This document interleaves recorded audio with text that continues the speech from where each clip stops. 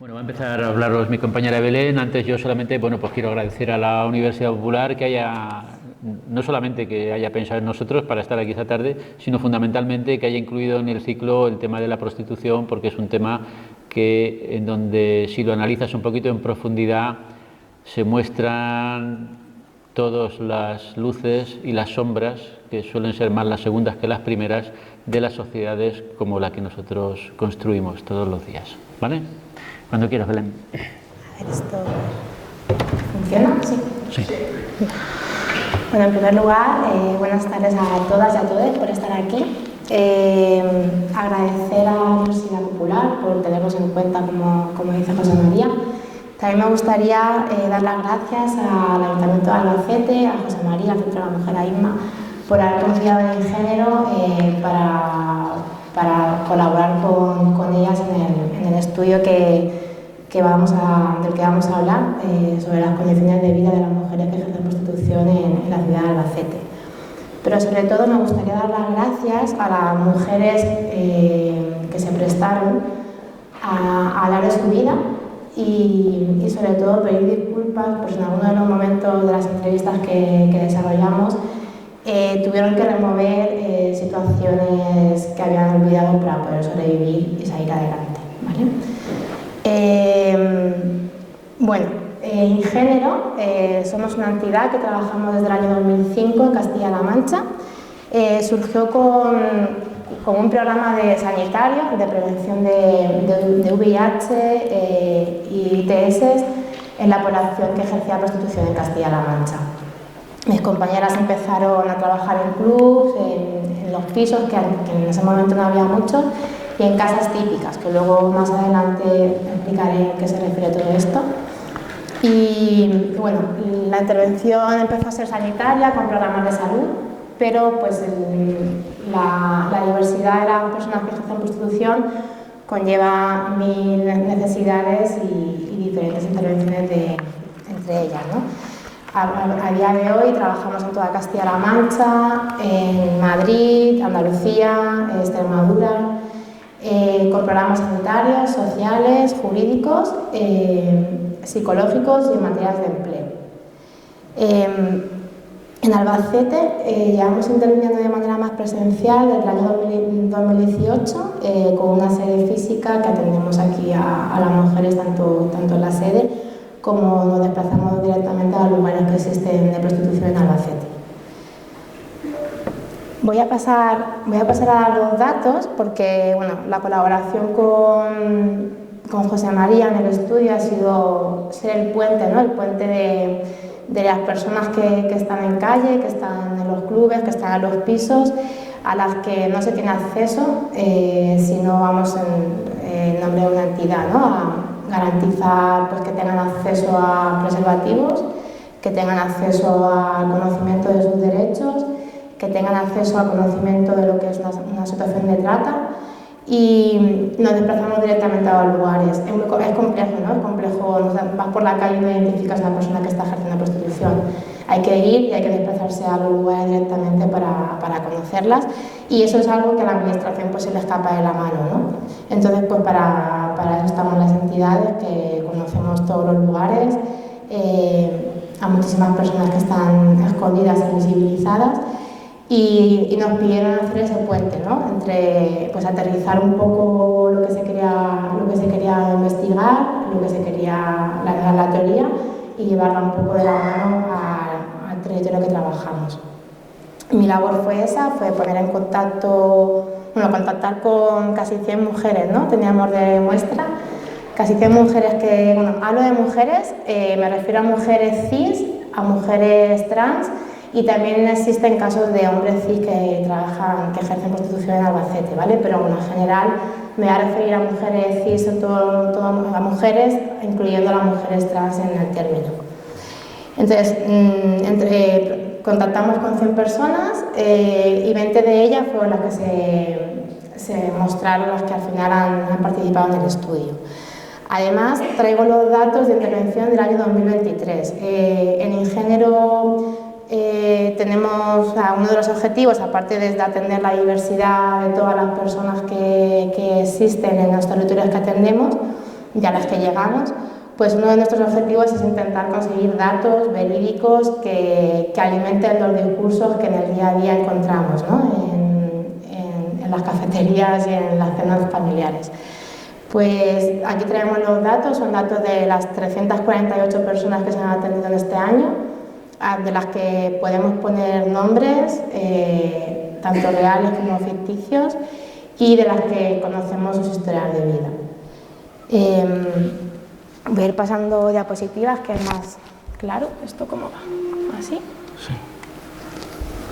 ¿Sí? Sí.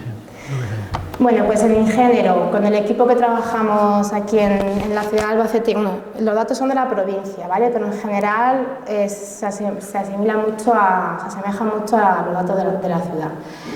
Se han atendido a 348 personas en todo el año 2023, que supone como un 20,7% de las personas que hemos atendido en toda Castilla-La Mancha durante el año 2023.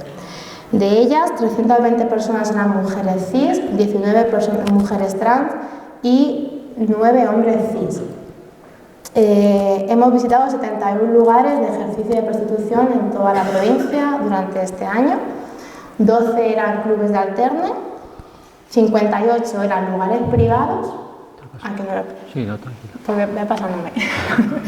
58 eran lugares privados, que esto significa que estos son pisos de prostitución que encontramos en cualquier edificio de vecinas, y una casa típica.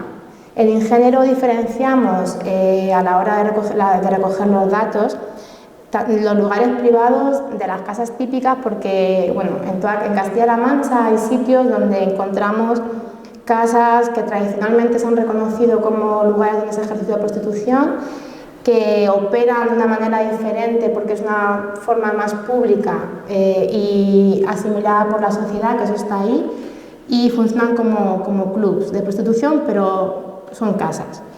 Y los lugares privados son los pisos que están de manera clandestina en cualquier piso, en cualquier edificio de la ciudad, ¿vale? Y 0 lugares abiertos de calle. Esto significa que en Albacete no existe prostitución de calle, como mujeres o personas trans que se sitúen en puntos fijos de prostitución de manera habitual, porque la ordenanza municipal esto lo multaba, ¿no?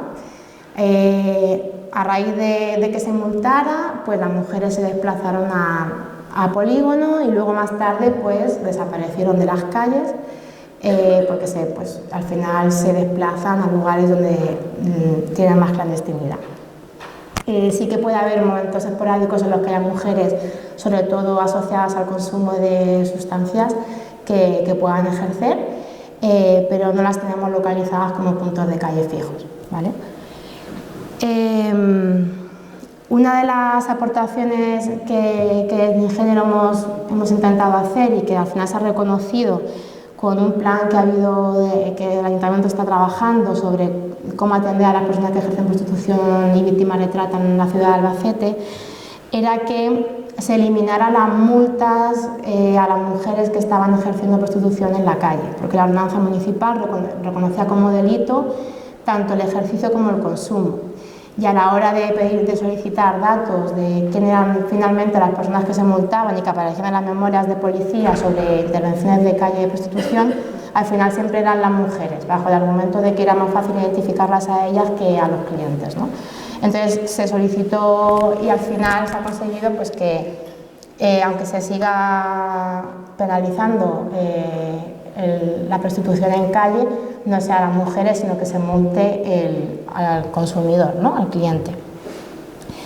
En Albacete, el 81,6% de... Si quieres pasarla. Los tipos de lugares. Bueno, si no lo digo, no pasa nada. No, ya lo tienes. El 81,6% de los lugares son pisos, ¿vale? Y el 16,9% de los lugares de ejercicio son clubes. Estos datos son muy diferentes a los que se puedan encontrar en la provincia de Cuenca, porque Albacete al final tiene pocas localidades donde se ejerce prostitución, que son Alcaraz, Albacete, Almansa, Balazote, Cancarís, Golosalvo, Llano, Ellín, La Roda y Villarrobledo. Son lugares donde encontramos focos de prostitución tanto en clubes,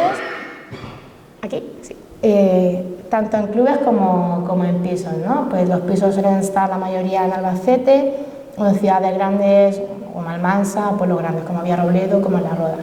Y encontramos cada vez menos clubes pues, en zonas de carretera y en pueblos de la provincia.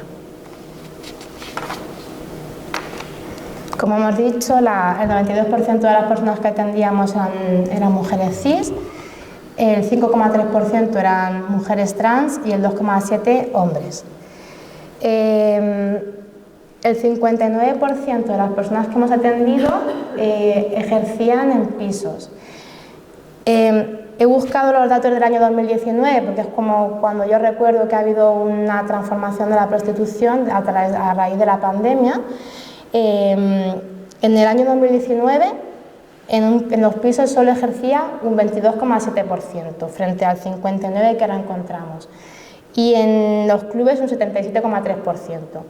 ¿Qué pasó? Que a raíz de, también no solo por la pandemia y por las medidas que se pusieron sanitarias en los clubes que se cerraron y que a las mujeres las movilizó a los pisos o a situaciones de calle, se está viendo una transformación de la prostitución por las propuestas de medidas, ¿no?, legislativas que hay en torno a este fenómeno.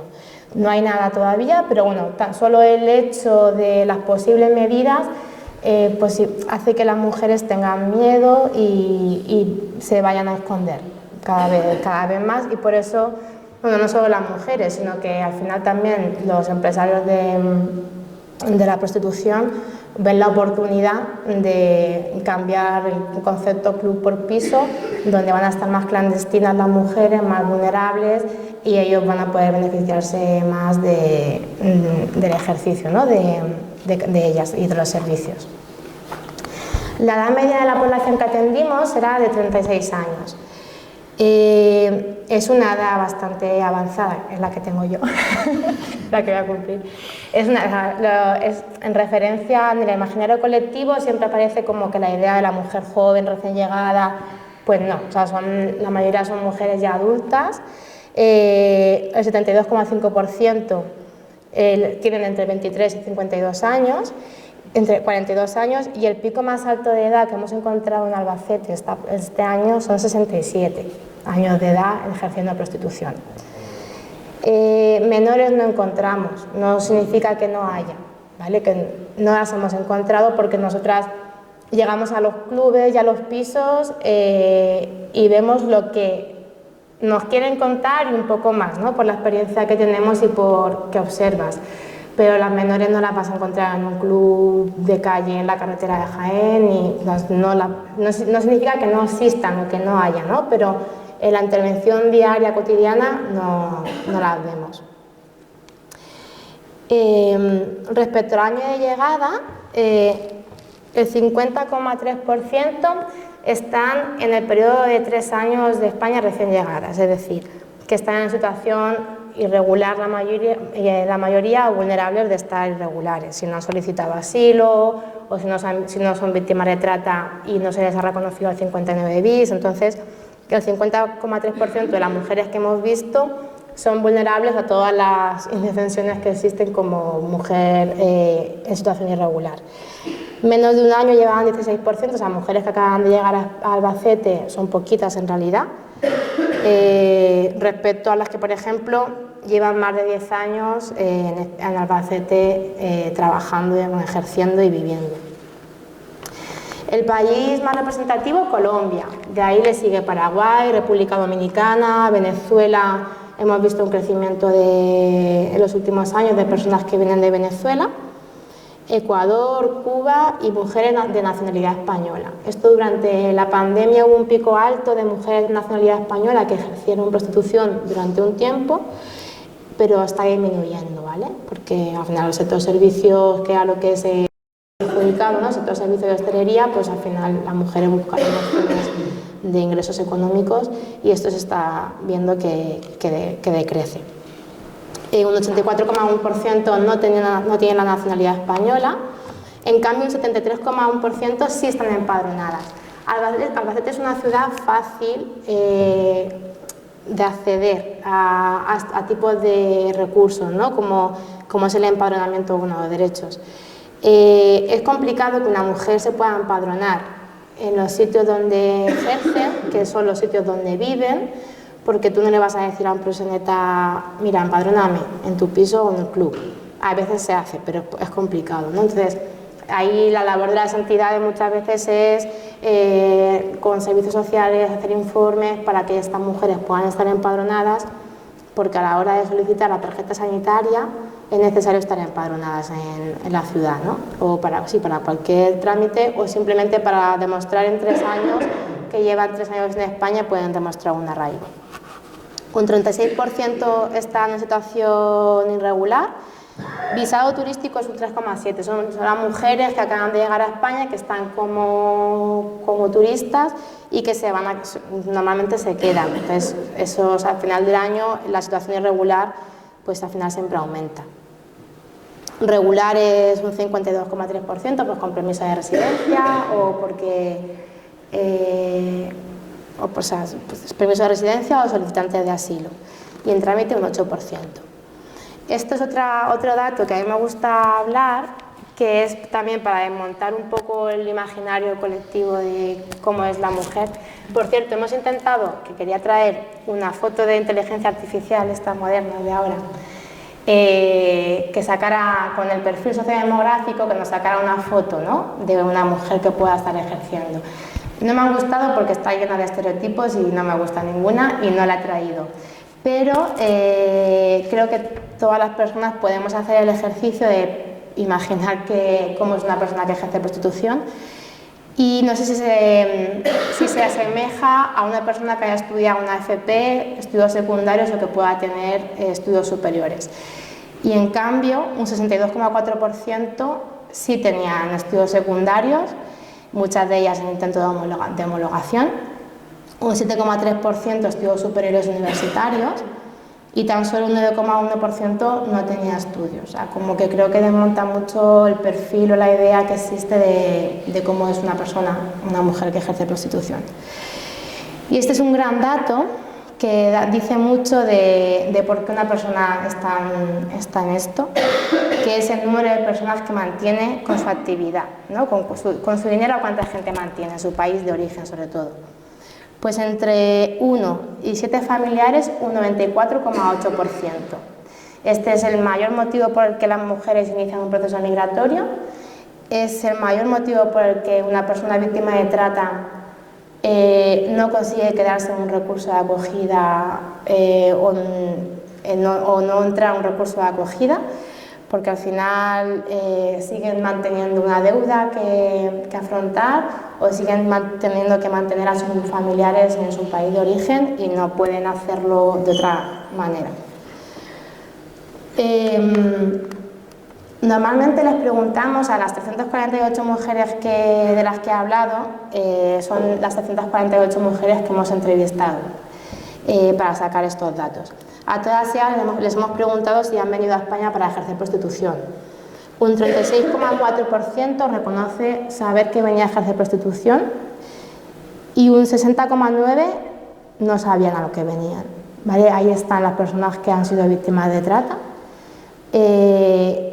y personas que, bajo la idea de mejorar su vida, deciden iniciar un proceso migratorio esperando un trabajo en España y se encuentran con una ley de extranjería que les impide trabajar en cualquier cosa los 3 primeros años de vida en España. Entonces, que al final hay motivos de gran peso por los que estas mujeres se posicionan en este aspecto de la sociedad. El 41% lleva menos de un año en España trabajando.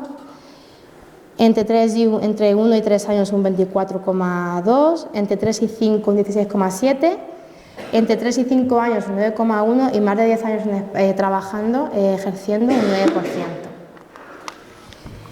9%. también desmonta mucho la idea de las mujeres viajan, no, las mujeres vienen a España por referencia, por identidad, por cultura parecida, vienen a España, la mayoría son de Latinoamérica, vienen a España a mejorar su calidad de vida o a buscarse la vida como puedan y se quedan en España ejerciendo y no hay mucha movilidad fuera de aquí. Sí que hay personas que puedan viajar a Alemania o a Francia, pero siempre regresan a España. Y luego hay un dato, esta es la comparativa, ¿no? Sí. También me gusta hablar de esto, también para desmontar otro mito, de las personas migrantes vienen a España a consumir nuestros servicios sociales y nuestros derechos. Tan solo un 20% de las personas que se atendieron han usado los servicios sociales en algún momento de su estancia en España, la que lleva 1 año como la que lleva 10, tan solo un 20%. No son grandes conocedoras de los recursos, no son grandes conocedoras de sus derechos, no hacen uso de ellos por miedo a la estigmatización de aparecer con un luminoso, ¿no? Que ponga que ejercen prostitución, un luminoso que ponga puta, y no usan los servicios pues por miedo a que se sepa lo que están haciendo en este país.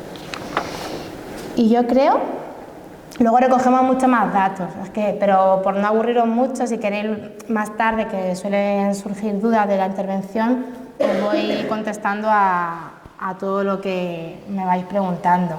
Por ejemplo, el 25% no tenían tarjeta sanitaria. Hay un dato también muy característico, que más del 80% de los consumidores piden sexo sin condón a las mujeres, frente al 95% de las mujeres que reconocen su uso de preservativo. O sea que hay negociaciones que no son responsabilidad de ellas frente a muchos modelos o discursos que sí como que las hacen responsables de ciertas cosas, ¿no? Y decir que de InGénero pues han atendido a más de 1.566 demandas durante todo el año 2023 de todas estas personas que hemos atendido. Y yo creo que ya, que no os quiero aburrir mucho. Dejo a José María y muchas gracias. Bueno, continúo un poco con la charla. Viendo los datos que presenta Belén, nos podemos hacer una idea que algunas cosas casan con lo que podríamos tener en nuestro imaginario colectivo, otras probablemente no. Cuando yo tengo que hacer una investigación sobre mujeres que trabajan en prostitución o que han trabajado en prostitución en Albacete, en la ciudad de Albacete, pues el foco evidentemente única y exclusivamente lo pongo en las propias mujeres. Es decir, a mí cuando me encargan trabajar sobre este tema, la mirada de estas mujeres es la única mirada que me interesa. En parte es una decisión estratégica, es decir, el ámbito institucional, el ámbito político, cuerpos y fuerzas de seguridad del Estado, esos discursos tienen altavoces en donde se difunden sus planteamientos y todos tenemos acceso, nos llegan más o menos. Pero digamos que el discurso de las mujeres, la situación de estas mujeres normalmente suele estar más oculta, porque dentro de las personas que están en situación de exclusión social, hay personas que están en exclusión social pero son visibles, mientras que estas mujeres están en exclusión social y además son invisibles. Por tanto, nos planteamos una investigación, como ha señalado al principio Belén, en la cual entrevisto a 20 mujeres, a las que evidentemente le agradezco muchísimo porque prácticamente todo lo que he aprendido lo he aprendido de ellas. Y el análisis sociológico consiste básicamente pues en, partiendo de lo que ellas nos cuentan, que yo estoy prácticamente 1 hora o 1 hora y pico hablando con cada una de ellas, intentar descubrir, porque esas entrevistas las podría oír cualquier persona y más o menos se podría hacer una idea de cómo viven estas mujeres. Pero el análisis sociológico consiste básicamente en que a partir de esos discursos descubrir cuáles son las dinámicas sociales que están operando en todas esas historias y que constituyen un hilo común en todas las historias que me han contado y probablemente en las que me contarían otras mujeres si hubiera entrevistado a otras mujeres. Voy a hablaros de 3 dinámicas fundamentales. La primera es la dinámica de la expulsión. Estas mujeres son expulsadas varias veces. La primera es en su país de origen. Todas las mujeres que vienen a España a ejercer prostitución han sufrido dos tipos de violencia en su país de origen: la violencia económica y la violencia machista. Violencia machista que la inmensa mayoría de las veces se produce dentro de sus entornos familiares, sus parejas, sus familiares, cosas así. A mí alguna me ha llegado a contar pues lo que nosotros conocemos como una violación, o sea, violencias machistas de todos los niveles. Y lógicamente las violencias económicas. Esa exclusión social realmente está en el origen de la inmensa mayoría de las migraciones que llegan a España o a países de lo que normalmente se conocía o se conoce como el primer mundo, ¿no? Máxime cuando además en estas mujeres recaen, como aparecía en uno de los cuadros que planteaba Belén, los cuidados de las familias que dependen de ellas. Ellas no solamente mantienen a sus familias como consideramos nosotros que es una familia, mi familia es mi compañera y mis hijos. No, para ellos la familia son sus hijos, son sus padres, sus maridos no, porque están desaparecidos, ni se les espera, son sus sobrinos, son sus tías, son sus abuelas, son sus abuelos, pagan carreras universitarias a gente que está en Latinoamérica estudiando, todo ese tipo de cosas. Y después sufren un proceso, eso es lo que se podría denominar como una exclusión social completa, ¿no?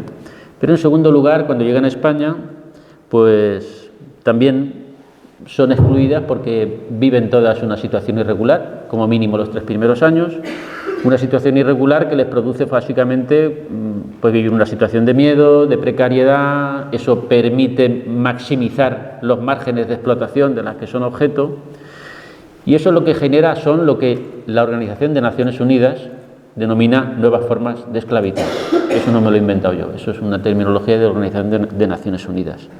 Y está basada fundamentalmente en lo que un autor español denomina el negocio de la xenofobia. Nosotros al resto de personas las podemos ver como iguales, pero también algunas las vemos como diferentes. Son los otros, los que no son de nuestro grupo, y esa otredad de la que no nos sentimos partícipes nos permite pues que sus niveles de obediencia por la situación de exclusión social que tienen rayen los niveles, no, se sitúen en los niveles de la sumisión. Trabajadores muy precarios y en este caso mujeres que ejercen la prostitución de manera muy precaria. Eso es lo que yo denomino la exclusión jurídica, en la medida en que son personas que no tienen derechos. Una persona que está en situación irregular en un país no tiene absolutamente ningún derecho. El único derecho que tiene es que si la administración entra en contacto con ella, la pueden deportar. Eso es el único derecho que tienen, que la pueden volver a su país de origen. ¿Cuál es la segunda dinámica que aparece en esta historia? La dinámica del aislamiento. Estas mujeres están aisladas, pero no tenemos que pensar la soledad como un problema puramente personal. Estoy solo, no tengo nadie con quien relacionarme, eso lo podemos decir cualquier persona. No, en estas mujeres la soledad opera de dos maneras. A ellas les interesa ese aislamiento estratégicamente porque quieren ser invisibles. Recordar que si la administración entra en contacto con ellas, las mandan a su país de origen. Y al mismo tiempo a la sociedad también le interesa que sean invisibles, porque los trapos sucios, lo mejor es decir, las sociedades nuestras somos muy expertos en levantar la alfombra, barrer las pelusas, dejarlas abajo, volver a poner la alfombra y ya no se ven. No viéndose, no hemos solucionado nada, pero queda mejor, ¿no? Por tanto, no es solo un problema personal, sino que es un mecanismo social metódicamente planificado por el Estado. Esa situación de irregularidad jurídica que las sitúa ahí, ¿no? Eso produce ciertos riesgos emocionales. En todas estas mujeres hay síntomas depresivos o de ansiedad, en mayor o menor medida. Algunas están medicalizadas porque es una situación difícil de llevar. Y todas la llevan lo mejor que pueden. Por tanto, al ser una persona sin derechos, se produce una exclusión también laboral. Si tenían una exclusión jurídica anteriormente, en el ámbito laboral pues no hay ninguna garantía ni ninguna cuestión a la que ellas puedan agarrarse. En esta cuestión conviene recordar un concepto que también le he oído a algún otro autor, que se llama la contradicción de la socialdemocracia. La socialdemocracia es una ideología, una teoría política que da forma a lo que conocemos como el Estado de Derecho, que surge fundamentalmente a partir de la Segunda Guerra Mundial en los países europeos y que luego se extrapola a otros sitios. Bueno, realmente sociedades como la nuestra, que es socialdemócrata en este sentido, en el sentido de que somos un Estado de Derecho, somos una sociedad que decimos que luchamos contra las formas de explotación o pretendemos luchar contra las formas de explotación, pero al mismo tiempo aceptamos y reivindicamos las condiciones que posibilitan la existencia de esa explotación. Aquí pongo un paréntesis, que es muy simple de entender porque esta frase a lo mejor es un poco rimbombante. Vivimos en una sociedad capitalista. La sociedad capitalista se sustenta en varios principios, pero hay uno que es el más importante, que es una forma de organización básicamente económica, es el principio de la explotación. Si no hay explotación, no hay capitalismo. Si no hay capitalismo, puede no haber explotación. Puede haber explotación de otros sistemas económicos, pero en el capitalismo hay explotación. Por tanto, los estados de derecho son estados que luchamos, por tanto, como sociedad contra la explotación y al mismo tiempo mantenemos formas de explotación que nos interesan. Esto quiero que lo recordéis hasta el final de la charla. La tercera dinámica es la dinámica del estigma, que en el ámbito de la prostitución probablemente sea la más importante. La prostitución suele comenzar con un engaño y suele terminar con una normalización. Ya hemos visto que el 60% de las mujeres que han venido a ejercer prostitución en España no venían a ejercer eso, venían a otra cosa. Por tanto, venían engañadas. Esto del engaño también es importante no olvidarlo, porque es un aspecto fundamental para determinar que una mujer ha sido víctima de trata. Si realmente aplicáramos las normas que tenemos y por tanto deberían ser de obligado cumplimiento, deberíamos reconocer a la inmensa mayoría de las mujeres prostituidas en España, porque Albacete no es ninguna rara avis en esta cuestión, deberíamos reconocerlas como víctimas de trata. Y si las reconociéramos como víctimas de trata, deberíamos darle como mínimo permiso de residencia y de trabajo. Lo que pasa es que eso tampoco interesa, porque el negocio de la xenofobia consiste en tener capas de población cuyo nivel de obediencia raye la sumisión. No solamente en la prostitución, aunque en la prostitución encontramos los niveles más altos de esa sumisión, ¿no? Y lógicamente, cuando una persona está manteniendo a su familia, le obligan a estar como mínimo 3 años para poder normalizarse jurídicamente en este país e intentar acceder a otro tipo de trabajos, puede normalizar ese trabajo, porque es el trabajo con el que está manteniendo a esa familia ampliada. Por lo tanto, las situaciones de engaño son muy numerosas y parte de esas situaciones de engaño acaban siendo normalizadas después de ese periodo. Hay que tener en cuenta con esto del estigma que la prostitución, no solamente para nosotros, para estas mujeres, ellas mismas te verbalizan que es algo sucio, algo malo, tiene que ver con adjetivos como pues eso, la suciedad, el asco, ellas mismas se sienten sucias, se dan asco a sí mismas, lo sobrellevan mentalmente como mejor pueden porque es el mal menor que permite sostener a sus familias. Y es que no hay que olvidar que el estereotipo andocrático, cuando digo andocrático me refiero al patriarcado, ¿no? Lo que pasa que es más preciso el modelo, utilizar la palabra androcracia que patriarcado, ¿no? El modelo androcrático le interesa fundamentalmente construir alrededor de la mujer 2 modelos, el de la mala mujer y el de la buena madre. La mala mujer es la mujer pública, pecadora, la puta, y la buena madre pues es la que está en casa, la que se dedica a los cuidados. Realmente son las 2 caras de la misma moneda. Una se dedica a la prostitución, otra se dedica al matrimonio.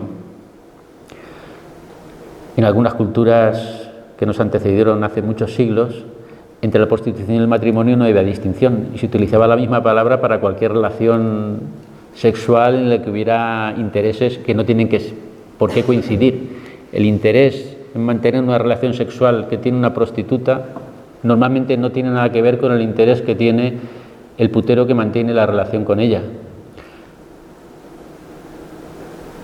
Tal vez podríamos pensar si en nuestros matrimonios, en nuestras parejas, en nuestras relaciones de pareja, los intereses que tenemos unos y otros coinciden. A lo mejor también hay discrepancia, ¿no?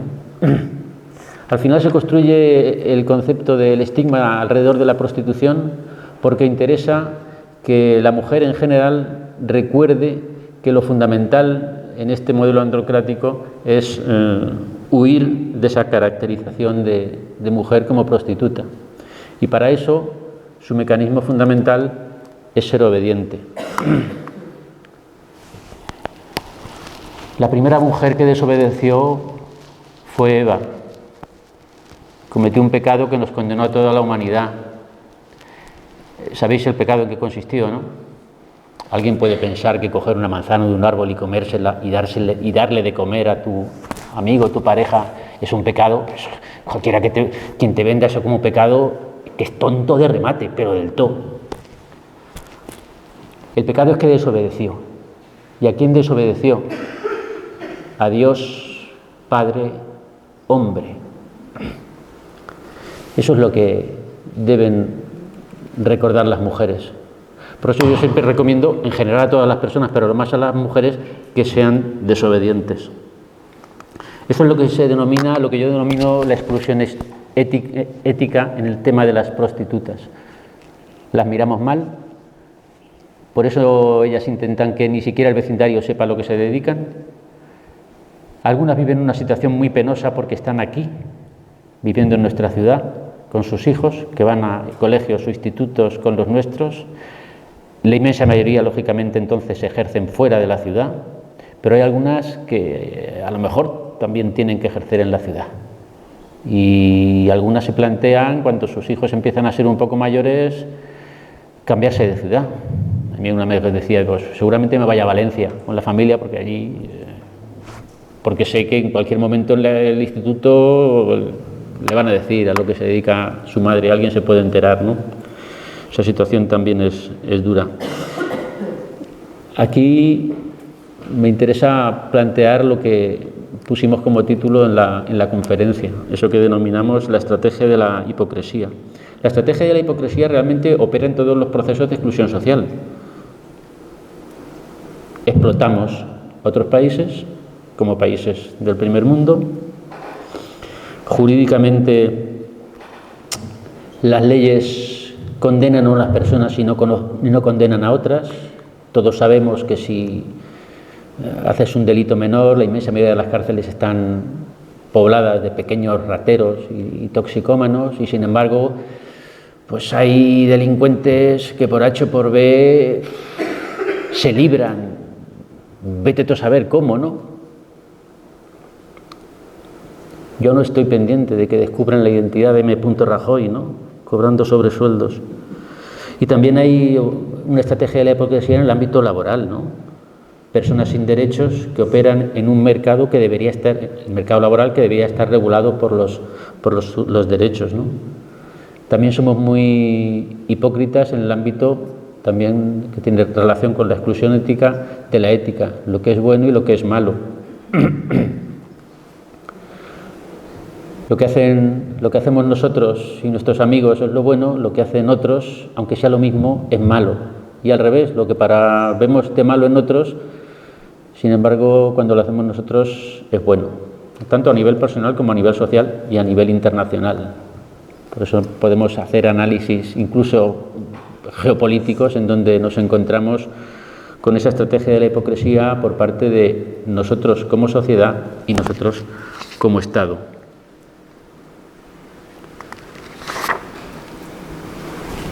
Esas eran las tres dinámicas de exclusión, y ante esta situación, ¿qué pasa con el debate feminista? En el debate feminista,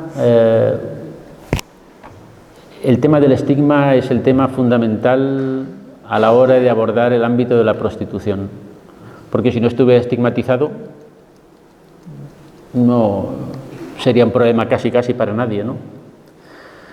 Pero lo que ocurre es que el estigma se utiliza de una manera un poquito perversa, en la medida, esto no es una idea mía, son cosas que he leído por ahí de otras mujeres que se dedican a esto, el estigma funciona como un prisma que deforma la luz y por tanto no vemos las cosas como son, sino que vemos algunas cosas que ocultan otras. Y al final situamos nuestros discursos, elaboramos nuestros discursos, incluso dentro del debate feminista, a partir de cuestiones muy concretas que al final lo que hacen es ocultar ese estigma fundamental para mantener el modelo androcrático que he comentado antes. Por tanto, ese estigma podemos entenderlo que también es como un deformador de la realidad. ¿En qué sentido?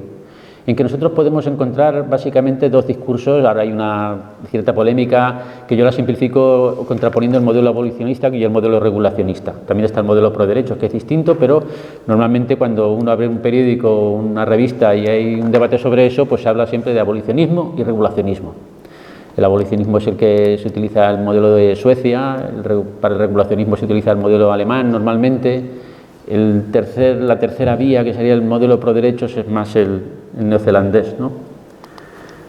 ¿Qué ocurre? Fundamentalmente la disputa entre abolicionismo y regulacionismo tiene que ver con dos cuestiones. Uno, con si la prostituta tiene libertad o no de elección a la hora de dedicarse a lo que se dedica.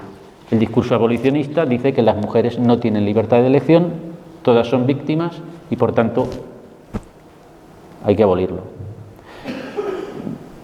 Bien, yo me he encontrado con mujeres que no se consideran víctimas y que me han manifestado abiertamente que ellas se dedican a eso, lo ven como un trabajo, cambian el chip. Una cosa es cuando trabajan y otra cosa es cuando no trabajan, y ellas van a seguir ejerciendo la prostitución porque es de lo que viven ella y su familia. ¿Podemos considerarlas víctimas? No lo sé. El regulacionismo, sin embargo, piensa que las mujeres sí tienen libertad de elección y, por tanto, ¿por qué no dejar que las que libremente quieran elegir la prostitución puedan dedicarse a ello?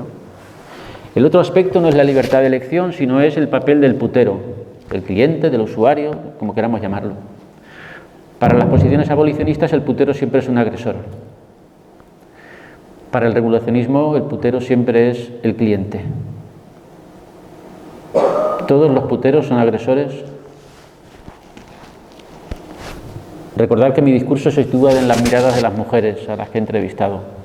La inmensa mayoría de las mujeres que me he entrevistado me han hablado de violencias institucionales, la falta de papeles, el no poder tener ciertos recursos médicos, el tema de la vivienda, ese tipo de cuestiones. Pero solamente cuando yo les insisto y les insisto y les insisto, algunas, no todas, me relatan violencias concretas referidas a los puteros. La mayoría, la que ha comentado antes Belén, esta costosa negociación cuando el cliente o putero no quiere ponerse el condón. Porque las prostitutas son las que tienen más interés en tener una salubridad a prueba de bombas. Porque les va la vida en ello, entre otras cosas. Socialmente, ¿qué pasa realmente con lo de la libertad de elección y con lo del putero? Pues que la falta de libertad de elección no solamente afecta a las prostitutas, afecta en general a la clase obrera. Recordar esto que dije que recordaréis hasta el final, de la explotación capitalista.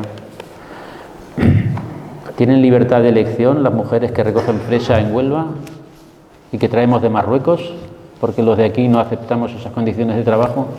¿Tienen libertad las personas también latinoamericanos, curiosamente, o marroquíes, o que nos llevan la pizza por la noche montados en un patín? ¿Quién tiene libertad de elección? ¿Tiene libertad de elección titulados españoles, españolas, tituladas superiores que tienen que trabajar en su profesión en donde se exige esa titulación superior por el salario mínimo interprofesional? ¿Es una opción que cogen porque tienen libertad de elección? Por tanto, el discurso de la libertad de elección que esgrimimos como una espada salvadora al hablar de las prostitutas, por esa estrategia de la hipocresía, se nos olvida cuando reparamos en otros ámbitos profesionales. Y al mismo tiempo, el señalar al putero como agresor nos permite como sociedad ocultar las violencias institucionales que son las que están afectando fundamentalmente a estas mujeres. La inmensa mayoría de las mujeres que yo he entrevistado están deseando poder dedicarse a otra cosa. Y de hecho algunas las compaginan esa actividad. Se dedican a la prostitución y echan horas en un bar. Se dedican a la prostitución y echan horas limpiando pisos. Se dedican a la prostitución y echan horas cuidando a personas mayores. Recordar también ese modelo androcrático que opera entre la mujer pública, la pecadora y la buena madre. Bueno, realmente las mujeres que se dedican a la prostitución en Albacete y en probablemente casi todo el mundo son las mujeres por excelencia, según ese modelo androcrático, porque son capaces de dar la vida por sus hijos. Esa es la frase que nos dicen habitualmente, ¿verdad? ¿Quién es la buena madre? La que es capaz de dar la vida por sus hijos. ¿Os lo han dicho alguna de vosotras? ¿Os suena la frase o no? ¿Alguna que habéis sido madre asumís ese precepto? Y a los padres, ¿cuántos padres estamos aquí que nos han dicho que el buen padre es el que da la vida por sus hijos? Yo hago lo que haga falta por mis hijos, pero lo de dar la vida parece que va más con la madre, ¿no? Al fin y al cabo, mis hijos estuvieron en su vientre, no en el mío.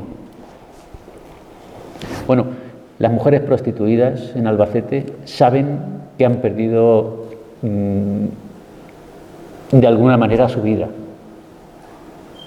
Algunas me han utilizado incluso esas palabras. Yo he muerto socialmente, pero he muerto socialmente porque mis hijos van a vivir mejor.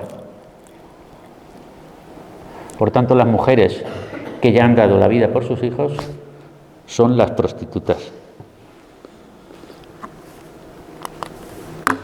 Pero es que además no hay que olvidar, y con esto terminaría, que el estigma de puta es patrimonio de todas vosotras. Y aquí vosotras lo utilizo como mujeres, no como personas. Sospecho que ninguna de las mujeres que estáis aquí os dedicáis a la prostitución. Por lo menos de las que he entrevistado no hay ninguna. O sea, las conozco y tengo cierta amistad con ellas, los hubiera reconocido sin problemas. ¿Alguna de vosotras os han dicho puta alguna vez? ¿Os han dicho zorra? ¿Qué es ser puta? ¿Practicar sexo por dinero?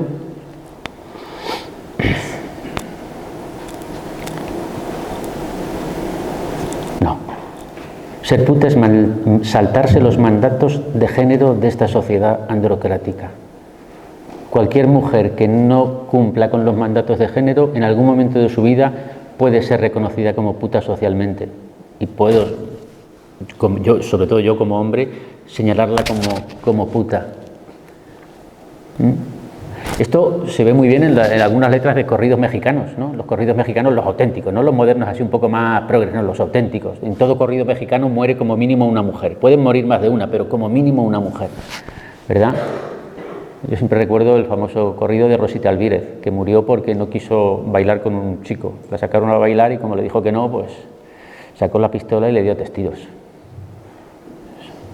Como dice el corrido, tuvo suerte porque de los 3 tiros que le dieron solamente uno era de muerte. Bueno, se murió. Saltarse los mandatos de género define a las mujeres en este modelo androcrático como putas, como zorras, y por eso es relativamente habitual que cualquier mujer a la que le pregunte en algún momento de su vida pues haya recibido un apelativo tan cariñoso como este. Por tanto, no pensemos que el estigma de la prostitución es un estigma que afecta solo a las prostitutas, sino que las prostitutas están estigmatizadas socialmente para que al resto de mujeres no se os olvide que vosotros también podéis ser estigmatizadas de esta manera. Aquí lo dejamos y si tenéis alguna preguntilla o alguna cosa, alguna duda o algo que queráis comentar, ahora es el momento. Es un tema muy delicado, muy complicado el tema de la prostitución. Pienso que es una de las profesiones más antiguas que existen. Creo que las prostitutas hacen una labor social importante, psicológicamente. Si no entiendo el feminismo actual, hace poco, con prohibir la prostitución, que pongan en los autobuses puteros, estáis hablando del putero como agresor. Nunca se habla de las mujeres que van a los prostitutos. Pienso que la mujer prostituta A mí se me cae el alma a los pies cuando veo a una mujer por ahí en una carretera y que vengan unos delincuentes y que le den una paliza, que le roben, que abusen de ella, porque está expuesta a eso. Yo pienso que deberían de estar en locales, que deberían de estar, yo soy partidario del regulacionismo.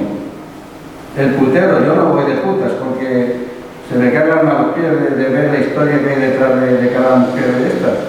Pero tú has dicho que hay mujeres que lo ejercen y para ellas es un trabajo.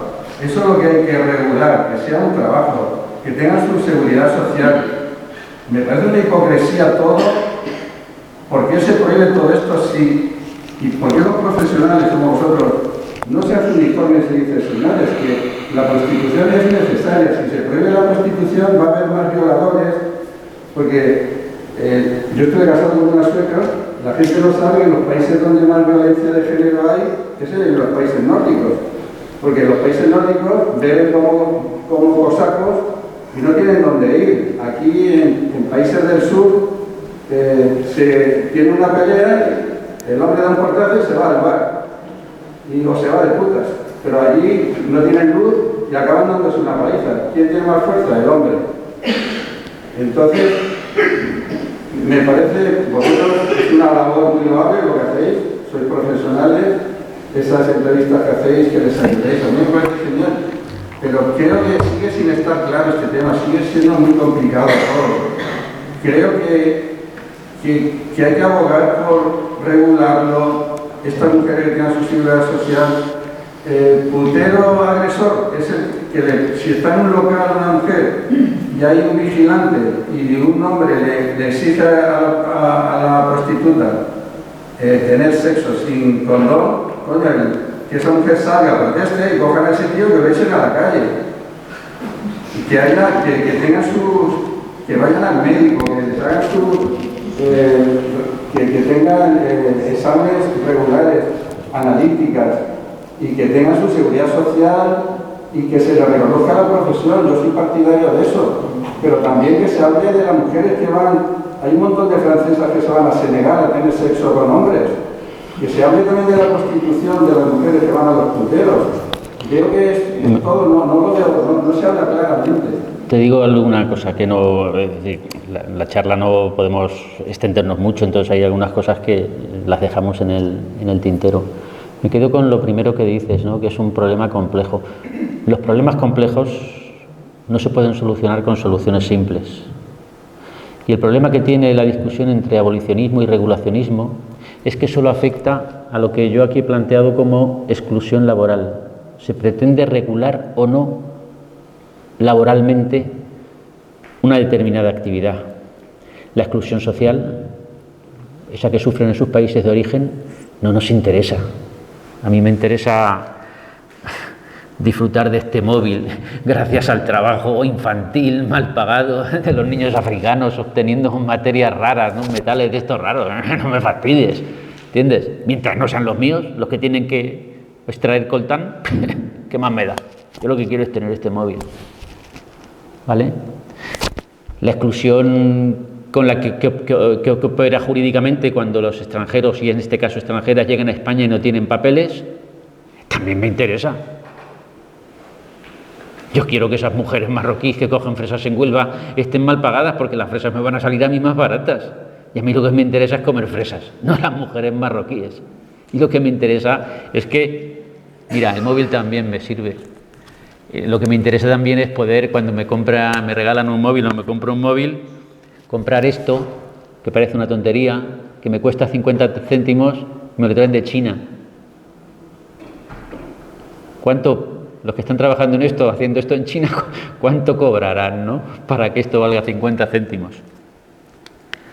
Por tanto, el problema que hay entre regulacionismo y abolicionismo y todo este tinglao, que a mí me parece un debate estéril porque pierde de vista lo esencial, es que se intenta abordar una parte muy pequeña de todo lo que opera, de todas las dinámicas que operan en el entorno de la prostitución, y además sirve para esa parte más pequeña ocultar las más importantes.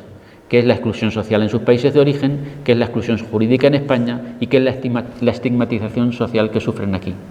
Y de todas formas, hay que tener en cuenta que tanto los modelos abolicionistas como los regulacionistas tienen sus problemas. Hay informes de Amnistía Internacional en donde el abolicionismo no queda bien parado. Hay estudios que demuestran que un modelo abolicionista como el de Suecia pues tampoco ha servido para reducir mucho la prostitución, porque la única prostitución que se ha reducido o que se ha eliminado es la callejera, y la callejera era la menos numerosa en Suecia. Por tanto, tampoco es una solución que ofrezca todas las garantías. Y lo que se denomina modelo regulacionista no es simplemente tratar esta actividad que ejercen las prostitutas como un trabajo como el que hago yo en el ayuntamiento, que puede hacer cualquiera de vosotros en la empresa o en el sitio donde estéis, sino que es una regulación muy particular, una regulación en donde las mujeres tienen que someterse a controles policiales, tienen que someterse a controles sanitarios, tienen que someterse a una serie de cosas que las sitúan en el ámbito de los derechos, no solamente de los derechos humanos, sino de los derechos que jurídicamente tenemos reconocidos en nuestro ordenamiento aquí en España, fuera, no al mismo nivel que yo. Es decir, esos planteamientos regulacionistas siguen manteniendo de alguna manera a las mujeres que se dedican a la prostitución como sujetos carentes, ya no de todos los derechos, pero sí de algunos que sí que tenemos todas las personas que estamos en esta sala. Por tanto, tampoco es un modelo como para tirar cohetes. Entonces, no es tan sencillo el asunto del abolicionismo, del regulacionismo, y no pensemos que con el regulacionismo la cosa está solucionada. Y te lo estoy diciendo a título personal, es decir, como sociólogo yo lo que hago es analizar unas cosas, descubrir una serie de dinámicas y plantear cuáles son los mecanismos que están operando con esas dinámicas, y que la mayor parte de las veces los tenemos ocultos, en parte porque no nos interesa verlos, nos deja en mal lugar, ¿vale? Ahora ya como persona a título individual pues puedes pensar que a lo mejor alguna de estas soluciones, siendo una solución muy parcial, puede mejorar o no. Yo creo que si todas las personas nos consideramos iguales, y esto es la Declaración de Derechos Humanos, dice que debe ser así, si nos creemos la Declaración de Derechos Humanos deberíamos ser consecuentes con ella. Alguien puede no creérsela y por tanto ser consecuente pensando que los demás no son igual que yo, pero si yo pienso que la Declaración de los Derechos Humanos es verdad, tengo que pensar que todas las personas son igual que yo, y por tanto los derechos que yo tengo tienen que tenerlo todas, también las prostitutas que están irregularmente en España. Y eso me parece que no se debe perder. Si en algún momento eso no lo podemos mantener, es porque algo estamos haciendo mal. Yo quería añadir, es un comentario, lo recogemos, es un comentario como muy amplio y que atraviesa por muchos ejes. Y sí que, por ejemplo, un modelo reglamentarista pone la culpa encima de las mujeres de nuevo, conlleva situaciones de control policial, análisis de salud que no nos piden a cualquier otra persona por ejercer o trabajar en un sistema sanitario, o sea, que son mecanismos de control para tenerlas ubicadas y también señalarlas, estigmatizar, ¿no? No es la panacea de libertades y de derechos. Y creo que es importante darle la vuelta a esto y diferenciar quién lo hace de manera consentida. Hay una historia de consentimiento que casi todos los discursos invalidan el consentimiento de las personas que atendemos, y es que creo que es importante diferenciar entre las personas que ejercen prostitución de manera consentida y las que lo hacen de manera no consentida. Y ahí ya son dos cuestiones muy diferentes que no se pueden mezclar en el mismo saco, porque por un lado invalidamos a las personas que lo hacen con consentimiento y las negamos de derechos, pero por otro lado a las personas que realmente necesitan una especial atención porque están explotadas sexualmente, son víctimas de trata, no garantizamos una restitución de su daño con los discursos amplios y que no reconocen derechos ni recursos, ¿no? O sea, como creo que es importante diferenciarlo a la hora de lo que vayamos a comentar.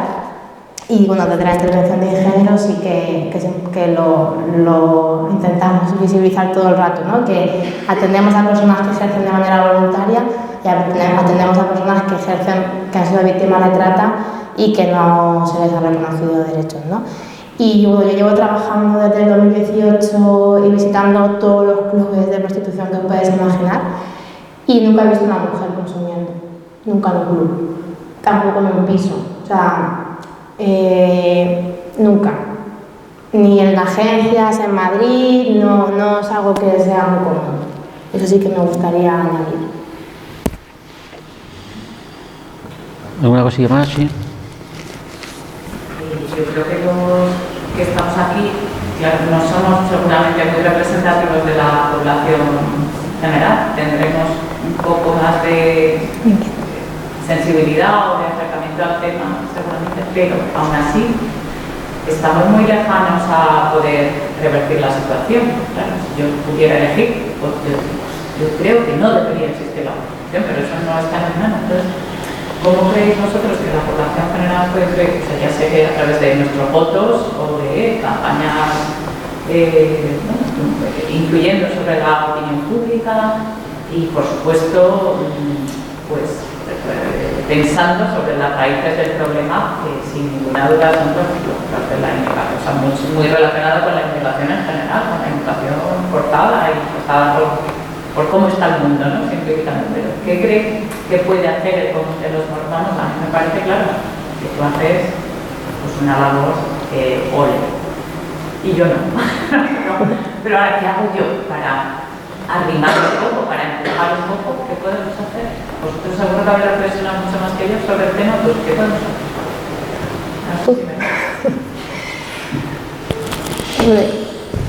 ¿Dices algo o digo yo? A ver, yo creo que hay una cuestión que es la ley de extranjería, o sea, yo no sé si la puedes eliminar, creo que mejoraría mucho, ¿no?, la situación. La ley de extranjería para mí es el mayor foco, ¿no?, donde hay que echarle fuerza a eso, porque al final, bueno, en general es que es el sistema capitalista en el que vivimos. Intento siempre aterrizarlo a la práctica, ¿vale? Pero este año en Ingenio hemos facilitado cursos de limpieza a las personas que han demandado abandono, formación, que han podido entrar a cursos de formación, porque tampoco pueden entrar a cursos de formación. Y pues las propuestas de empleo que les ha llegado después de los cursos, a mí, o sea, son avergonzadas. A mí me da vergüenza mandar a una persona a una formación para que luego las expongan a trabajos en empresas de limpieza, pagándole menos de 5 euros la hora y no dándoles de alta. Entonces, como esa es la opción que hay para estas personas. No sé si luego, por ejemplo, educamos a las jóvenes, vale, pero yo, por ejemplo, en los clubes no veo a gente joven tampoco. Entonces, sí, con concienciación, pero no tengo la respuesta. Sí que sé la carencia, ¿no? La carencia de los discursos no están acompañados de recursos. Intentamos que una mujer denuncie y la mandamos al vacío muchas veces porque no hay recursos que recojan y que restituyan hasta el año que viven. Entonces, la solución no sé cuál es. Sé que en el día a día hace falta como pues una casa, ¿no?, donde estas personas puedan vivir, por ejemplo. No acceden a vivienda por el estigma de migrantes, por posibilidades de putas, porque no tienen un contrato de trabajo. A lo mejor podemos dejar nuestra vivienda para alquilar y al final se puede beneficiar de eso, pero es muy complicado porque está muy atravesada por la ley de extranjería. No sé. Yo quería añadirte una cosa simplemente a título personal. A título personal siempre podemos hacer algo, porque hay un autor que ya se murió hace mucho tiempo, que escribió una frase muy bonita en un libro que se llama La ideología alemana, que decía que los hombres decía hombres como genérico, estamos hablando de finales del XIX, principios del siglo XX, que los hombres hacemos la historia en la misma medida que la historia nos hace a nosotros. Nosotros somos fruto de una sociedad, hemos sido educados por una sociedad, pero al mismo tiempo nosotros también educamos y somos constructores de esta sociedad en la que habitamos. Por tanto, hay una cosa que sí que podemos hacer y otra que podemos no hacer. Empiezo por la de no hacer, ¿vale? El ser humano somos especialistas en muchas cosas, una de ellas es en saber lo que los demás tienen que hacer, aunque yo no me lo aplique. ¿Quién sabe lo que tengo que hacer yo? Pues seguro que todos vosotros podíais decirme lo que tendría que hacer si os planteara un problema de mi vida. De la misma manera que a mí cualquiera que me cuente alguna situación, yo le digo lo que tiene que hacer. Tú tienes que hacer esto, esto y esto. Eso es lo que no tenemos que hacer.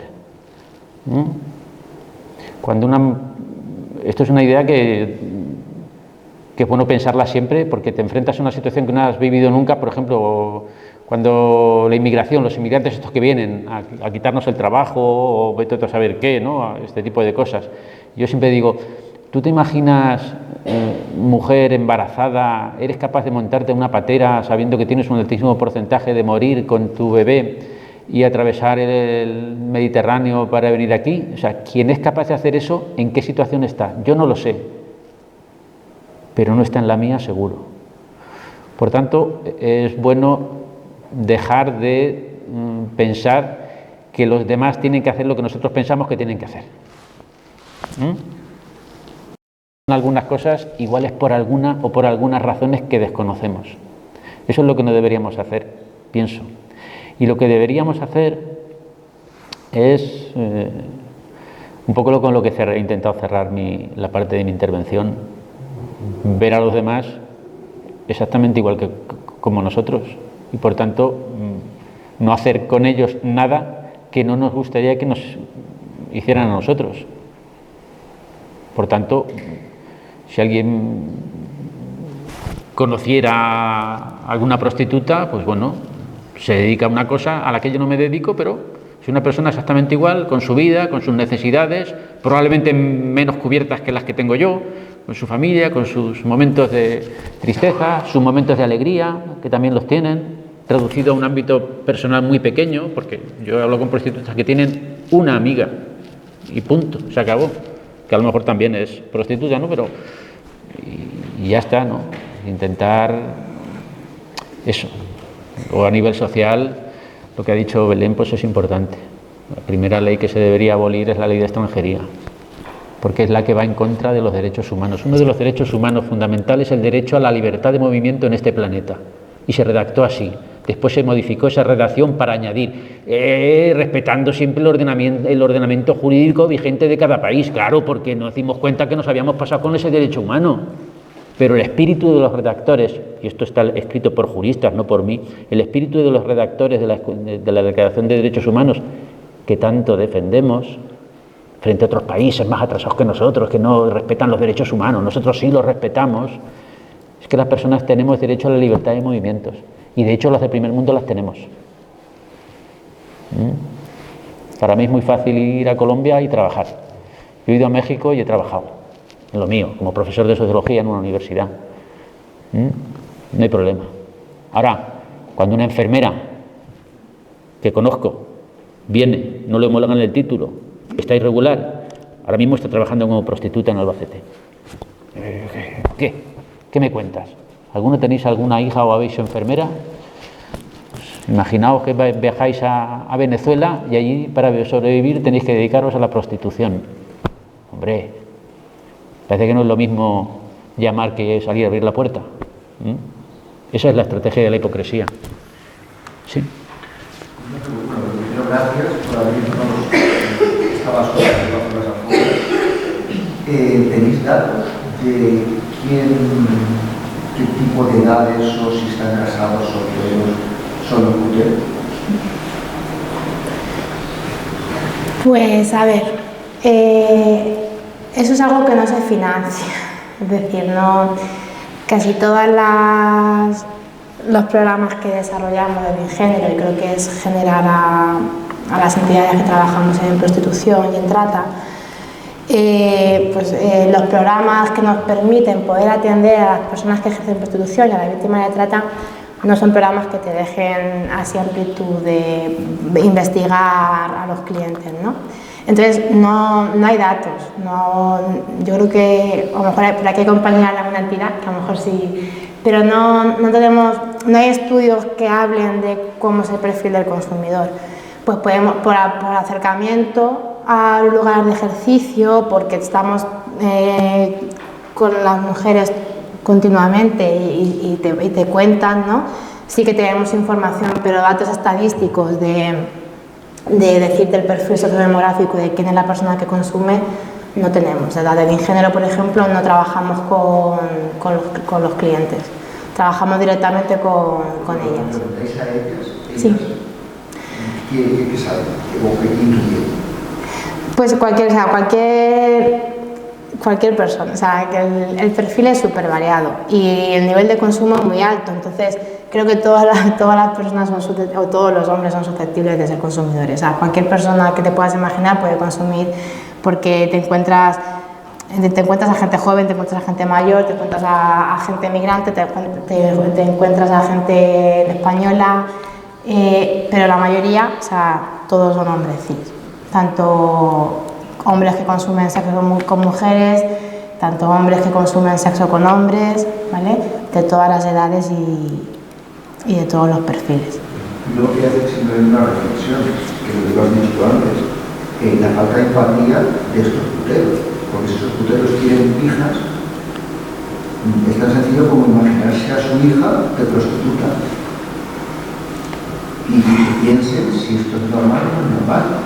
Y luego la tristeza, yo soy hombre, y para mí lo más bajo, lo más ruin que puede hacer un hombre es pagar para tener sexo.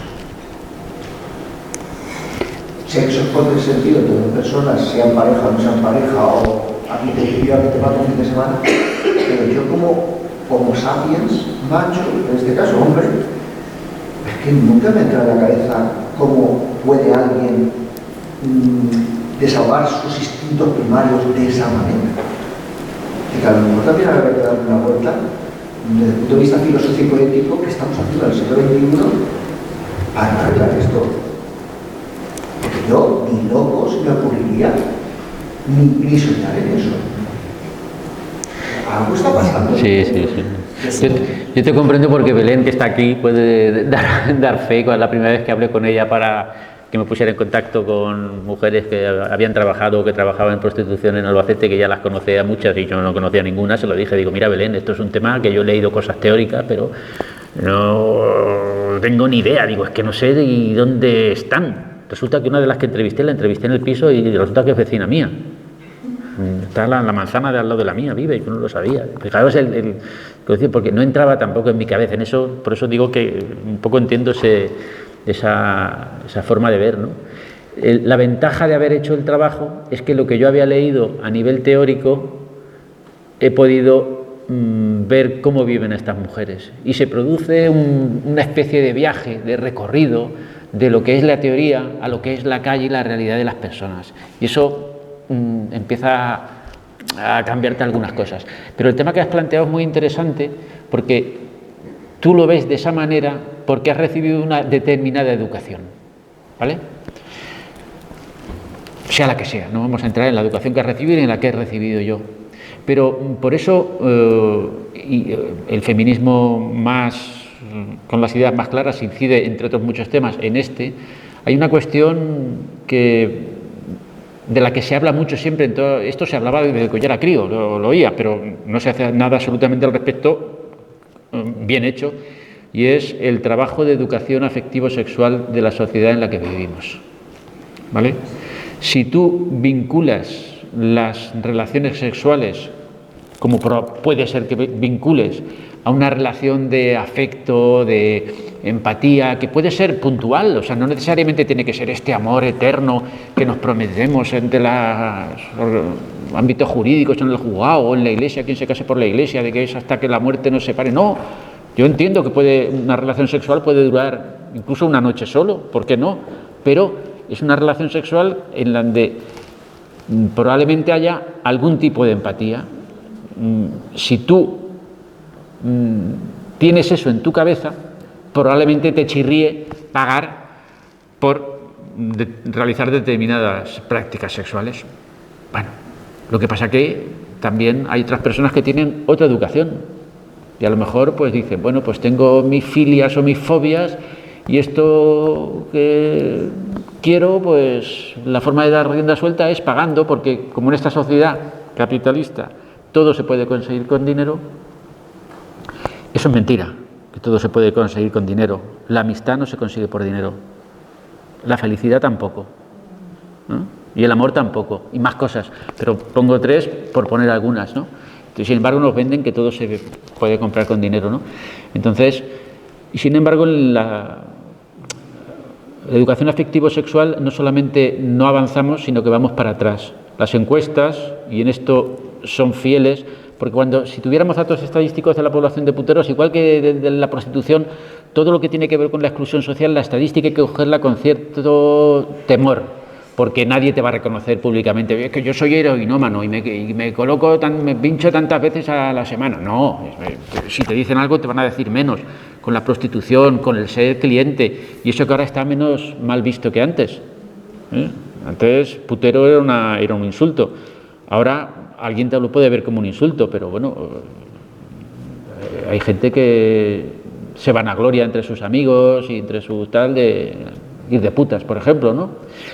Entonces nos encontramos con estadísticas en donde ciertos comportamientos machistas, ciertas ideas machistas están más presentes en las edades más jóvenes, en las edades, por ejemplo, de secundaria, de lo que estaban hace 10 o 20 años.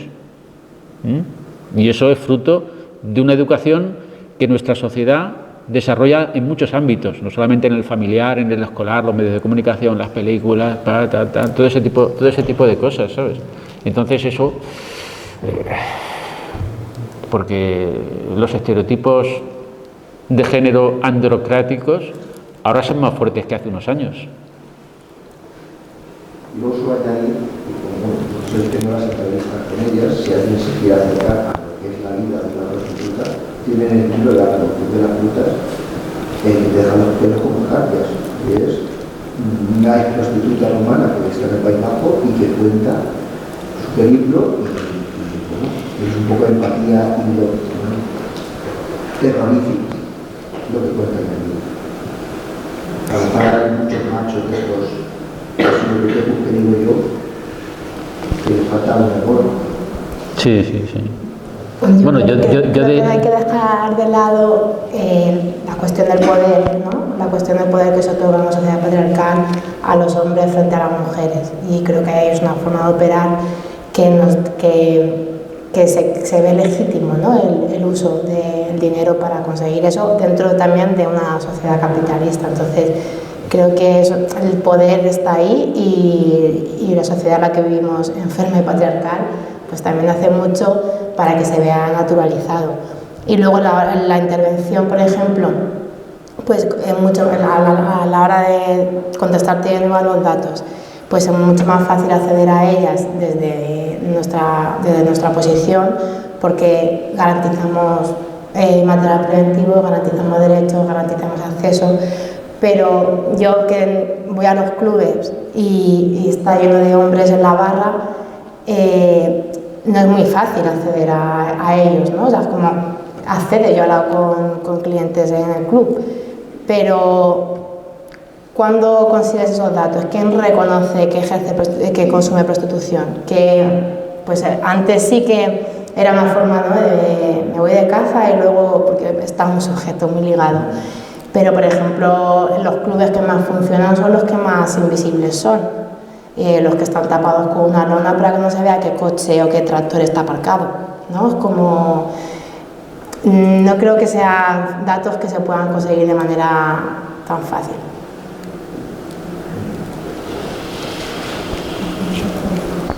Sí. Yo creo que la prostitución no acabará nunca y doy gracias que haya gente como tú que les está ayudando personalmente y ojalá haya mucha gente como tú, pero la prostitución hay que tener sentido común, y pensar que no se va a acabar la vida. Ojalá y no existiera, y ojalá, como dice este hombre, nadie pagara por obtener placer, hubiera una educación, fuéramos tan avanzados, pero es que no va a desaparecer la vida. Y todo está orientado a que siga funcionando clandestinamente. Y yo doy gracias a que haya mujeres como ella que les ayuda, porque es que es la única solución que veo. Yo quería preguntar, porque me interesa mucho la comparativa entre distintos momentos de la Constitución en la historia, porque creo que ahí puede haber una gran respuesta de qué claves a lo largo de la historia puede haber más positivas hacia el regulacionismo, abolicionismo, o cómo han estado estas mujeres. Entonces, como habéis hablado mucho de la parte política y de la parte capitalista, creo que debe haber habido un cambio brutal en el modelo de prostitución en los últimos años a raíz de ser una sociedad de consumo. Entonces, no sé si existe alguna documentación a la que remitirnos de cómo ha sido ese cambio, cómo era la prostitución años o siglos antes y ahora. No sé si... La historia de la prostitución es sorprendente. Hasta hace 4 días, la historia de las sociedades con la prostitución ha sido fundamentalmente regulacionista. Ha habido momentos en la historia, por ejemplo en la Edad Media, en donde los mayores proxenetas, el mayor número de proxenetas, por no decir casi los únicos, era la Iglesia Católica. Era quien controlaba a los prostíbulos, por ejemplo, ¿no? El abolicionismo, por ejemplo, o el prohibicionismo es una cosa que surge a partir de las primeras olas feministas, cuando se plantean, empiezan a ver el trabajo de las prostitutas como una esclavitud, y entonces se unen con el movimiento esclavista, que era una cosa que muy próxima a la primera ola, y empiezan a desarrollarse los primeros planteamientos abolicionistas. Pero hasta entonces la prostitución siempre ha estado regulada en la historia de la humanidad. No ha existido siempre. Esto de que es la profesión más vieja del mundo es mentira. Hay otras profesiones más antiguas, porque depende de lo que entendamos por prostitución, pero si la prostitución es un intercambio de dinero por practicar relaciones sexuales, que es como la entendemos ahora mismo, para empezar, tiene que haberse inventado el dinero para que existiera prostitución. Entonces, digamos que hubo antes que prostitutas, agricultores y cazadores, y cazadoras y agricultoras. Pero bueno, que es muy antigua, la profesión sí. También la de carpintero, que Jesucristo, o por lo menos su padre, creo que era. Quiero decir que también hay mucha tradición en eso.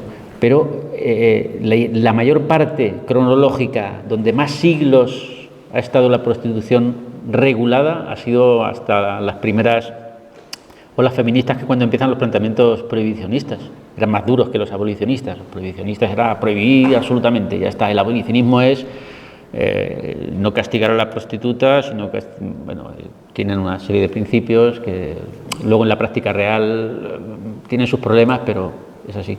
Entonces es bueno, ilustra mucho, porque por ejemplo saber eso, que los prostíbulos estuvieron en poder de la Iglesia en un momento determinado en este país, ¿no es gracioso? A mí me hizo gracia. Digo, mira, qué bien, ¿no? Hay registros de control sanitarios a mujeres que ejercían prostitución también. Hasta luego. Sí que hay documentación, si quieres luego te podemos pasar.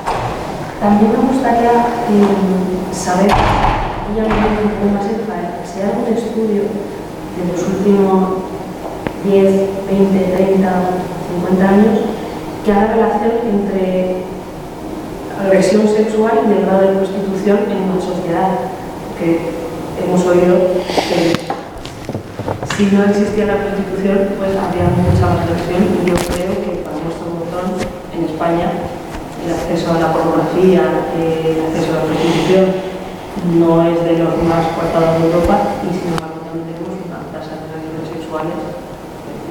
En fin, eso también me interesa saber si existe algún estudio o algún... Eso es interesante cómo lo planteas, porque es un ejemplo de cómo algunas cosas operan como máscaras o como cortinas que nos dejan ver la realidad tal y conforme es. Vinculamos agresión sexual a ambientes, a prostitución, son víctimas, los puteros pueden ser agresores, los podemos ver como tal, la pornografía, ese tipo de cosas, ¿no? Lo que más muertes produce en el género femenino, ¿sabéis lo que es? El matrimonio. Esa es la institución que más víctimas femeninas produce a lo largo de la historia de la humanidad, el matrimonio. No la prostitución, no la pornografía, por tanto, y eso sí que hay estadísticas. La mayor parte de las mujeres que mueren por violencia machista en este país y en todos los países son, pues, fundamentalmente a manos de sus parejas o exparejas o demás. Buscar estadísticas de prostitutas muertas y buscar estadísticas de mujeres muertas que no trabajaban en la prostitución, y es sorprendente la enorme diferencia que hay. Por tanto, igual que se sabe estadísticamente que lo que más muertes provoca las guerras, la mayor parte de las guerras, por tanto las víctimas han sido provocadas o son provocadas por las religiones. ¿Cuál es la primera causa de muerte en la historia de la humanidad? La religión. En el ámbito de las mujeres, concretamente por violencias machistas, el matrimonio. ¿Queremos seguir con la religión y con el matrimonio? Sí. Ya sabemos lo que ha dado de sí, tal y conforme es. Bueno, ¿nos planteamos en algún momento cambiar la religión y cambiar el matrimonio? No, hay que cambiar la prostitución, hay que cambiar la pornografía. Las agencias de modelos no. Estos modelos y estos modelos que salen en los anuncios de colonias o de lo que sea, ¿no?, que reproducen el modelo androcrático, esto está bien, ese es un trabajo que está bien. Trabajan con su cuerpo, pero como no practican relaciones sexuales, moralmente está bien visto, ¿no? ¿Y por qué? ¿Solo somos sexo? Para el modelo androcrático, las mujeres sí sois solo sexo. Por eso la que trabaja solo con el sexo es la que se estigmatiza como mala mujer. Pero es así. Entonces, que en ese mundo, en ese ámbito de lo que es la educación afectivo-sexual, se puede entrar a valorar cómo está funcionando la pornografía, porque la pornografía también tiene una historia muy interesante. No es lo mismo la pornografía de hace 50 años que la que tenemos ahora. Y hace 50 años el vídeo pornográfico, como has visto, no sería una violación en grupo salvaje, como es ahora, ¿no? No digo que lo de antes fuera una maravilla, pero desde luego, bien dice el refrán, que otro vendrá que bueno me hará, ¿no? Entonces, no digo que no, pero no debemos perder de vista que lo que más víctimas machistas produce es el matrimonio. ¿Cuántas pseudoprostitutas habrá dentro del matrimonio? ¿Y cuántas mujeres, a lo mejor las jóvenes no, pero cuántas personas no han ejercido, entre comillas, una cosa que no querían con su pareja? Bueno, en el Código Civil estaba regulado en el matrimonio la práctica del sexo como obligatoriedad dentro del matrimonio. Entonces, hasta el propio Código Civil permitía una agresión sexual dentro del matrimonio y se veía obligatorio, ¿no? Entonces, pues a raíz de ahí, ¿cuántas personas cuestionamos el consentimiento, ¿no?, del matrimonio o de una mujer? Pues se les decía que tenían que hacer porque no han ido cansados. La cena preparada, ellas no pueden ir con pata, tienen que ir que sean atractivas al hombre, que eso se les enseñaba a las mujeres en aquella época. Y que cuántas violaciones no habrá habido o habrá dentro de los matrimonios todos los días. La mayoría de las agresiones sexuales son por personas conocidas dentro del entorno familiar, entonces pues el gran número son dentro del entorno y muchas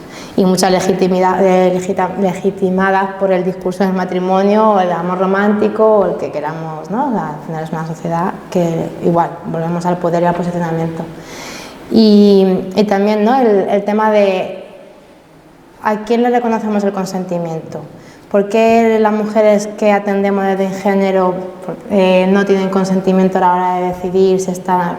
¿Y por qué a mí, si yo estoy en una relación heterosexual, nadie me va a cuestionar si lo hago de manera consentida o no? ¿No? Es como también por mi privilegio, ¿no? No soy migrante, no soy negra, pues a mí a lo mejor no me cuestionan tanto como otras mujeres que sí.